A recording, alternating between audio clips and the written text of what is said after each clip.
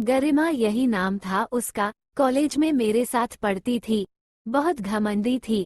चुस्त जीन्स पर sleeveless top. उसको देखकर तो मेरे तन मन में आग लग जाती थी। हाँ, एक बात मुझे उसकी बहुत पसंद थी। उसके लंबे लंबे बाल। एकदम मुहफ़्फ़ित थी, किसी को कभी भी कुछ भी बोल देती थी। एक दिन तो मैं कॉलेज आई और साइकिल स्टैंड में साइकिल खड़ा कर बाहर निकली तो क्या देखती हूँ कि एक लड़के के साथ उसके हाथ में हाथ डाले खड़ी है और बत्तीसी दिखाकर उससे बतियाए जा रही है। तनिक भी शर्म लिहाज नहीं है। सबके सामने यूं बेशर्म की तरह हाथ पकड़कर लड़का लोग से बात कर रही है।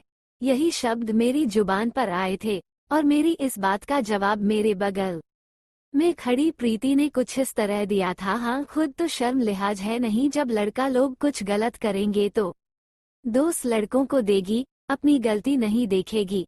छोड़ यार, ऐसी लड़कियों से तो दूर ही सही। कैरेक्टर तो कुछ है नहीं और कॉलेज भी पढ़ने नहीं, माँ बाप की आंखों में धूल झोंक कर लड़कों को हाथ में आती हैं। इतना कहकर अपना दुपट्टा सही करते हुए मैं प्रीति के साथ क्लास में चली गई। मन तो करता था मेरा कि मैं गरिमा की तरह रहूं, उसके जैसे कपड़े पहनो, बालों को खुला छोड़ कर का ले जाओ, कभी कभी लड़कों से भी बात करूं, लेकिन ये सब सख्त मना था।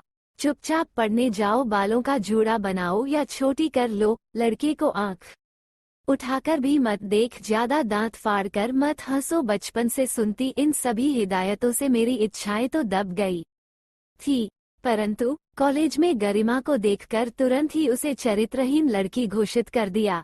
सहेलियों के बीच में अक्सर उसकी बुराई करने लगी थी, शायद मन ही मन जलती थी मैं उससे, मगर एक घटना ने मुझे झकझोर कर रख दिया। उस दिन शाम के वक्त हल्की बारिश हो रही थी।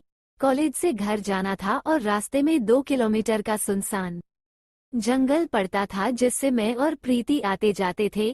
इस रास्ते से आने जाने पर घर से कॉलेज की दूरी में 5 किलोमीटर की कमी आती थी। बादलों की वजह से आसमान काला पड़ गया था। हम दोनों जल्दी जल्दी साइकिल के पेडल पर पैर मार रहे थे। तभी हुआ कि हमारी साइकिल किसी रस्सी से लगी और मैं औंधे मुंह गिर पड़ी और प्रीति भी गिर पड़ी। उठने की कोशिश कर रहे थे कि तभी साथ गुंडा टाइप के लड़के आ गए और हमारा हाथ पकड़कर हमारे साथ बदतमीजी करने लगे। हम दोनों ने विरोध करना चाहा तो एक उनमें से एक लड़के ने मेरे हाथ पर चाकू से और दूसरे ने मेरे सर पर किसी वस्तु से प्रहार किया और मैं बेहोश हो गई। होश आया तो खुद को हॉस्पिटल के एक कमरे में पाया। बगल में ही प्रीति का भी बेड था, उसे भी चोटें आई थी, किंतु उसे मुझसे पहले होश आ गया था।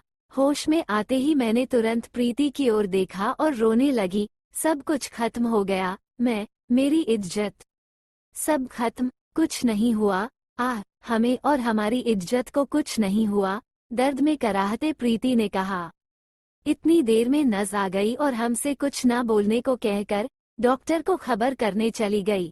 उसके जाते ही मैंने प्रीति से पूछा कि क्या हुआ है, कैसे बच गए हम, हमें गरिमा ने बचाया है अपनी जान देकर। यह सुनते ही मेरे होश उड़ गए, भूत बन गई मैं। किंतु प्रीति ने आगे कहना जारी रखा, कल जब हमें गुंडे मिले थे तभी गरिमा उधर से अपने मुंह बोले भाई के साथ गुजर रही थी जो उस दिन कॉलेज में दिखा था।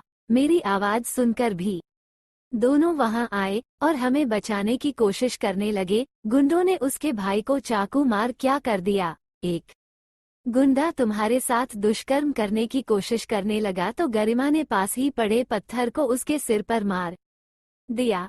ये देखकर एक गुंडे ने मेरा गला दबाने की कोशिश की और वह बाकी के गुंडे गरिमा को प्रताड़ित करने लगे।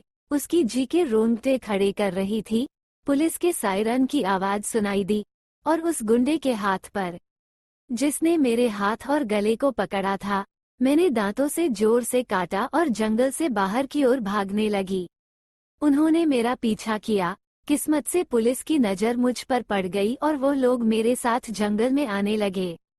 पुलिस भागने लगे कि वैसे एक ने भागने से पहले गरिमा के पेट में चाकू से कई वार कर दिया और वहीं पर उसकी मौत हो गई। प्रीति बोलकर चुप हो चुकी थी। पुलिस, डॉक्टर, हमारे फैमिली वाले सब आ गए थे, पर मुझे कुछ फर्क ही नहीं हो रहा था। इसके बाद जो कार्रवाई होनी थी हुई, मुजरिम पुलिस की तत्परता से पकड़े गए और उन्हें सजा भी हो गई। इस बात को 13 साल बीत चुके हैं, फिर भी मेरे मन में गरिमा के लिए अपराध बोध है। उसके बारे में जो मेरी गलत धारणा थी वो खत्म हो चुकी थी, पर वो धारणा भी क्यों बनी मेरी, शायद वह मेरी गलती ना थी। बचपन में भैया को बाल, सिपाही, बंदूक हमारी जाती तो मुझे कढ़ाई, चूल्हा, गुड्डा और गुड़िया। वो बाबा के साथ बाहर जाते, सबसे बोलते बतियाते, दोस्तों के साथ खिलखिलाते। मुझे बाहर जाने की भी ज्यादा अनुमति नहीं थी, तो बोलना बतियाना तो दूर, कहते थे कि बहू बेटियों की आवाज घर की चौखट पार नहीं करनी चाहिए। कुछ ऐसे ही परिवेश में परवरिश हुई थी मेरी कि किसी लड़की को अपने तरीके से जीते नहीं देख सकती थी, और इसी वजह से कभी भी गरिमा को हंसते देख, खिलखिलाते देख बर्दाश्त नहीं होता था मुझसे। वो अच्छी लड़की थी, पर मैंने उसके पहनावे और स्टाइल से उसे चरित्रहीन समझ लिया। अगर कि सब कुछ ठीक होता तो उस दिन मैं और प्रीति ने तो सलवार कमीज ही पहनी थी। इन सब यादों से आज भी मन में एक पाप सा लगता है, और शायद उस पाप को कम कर सकूं इस कोशिश में अपनी बेटी का नाम भी गरिमा रखा है। और हाँ, उस भी मैं गरिमा की तरह बनाऊंगी, बेबाक, खिलखिलाती, जिद्दी, गलत का विरोध करने वाली और सबसे जरूरी एक अच्छी लड़की।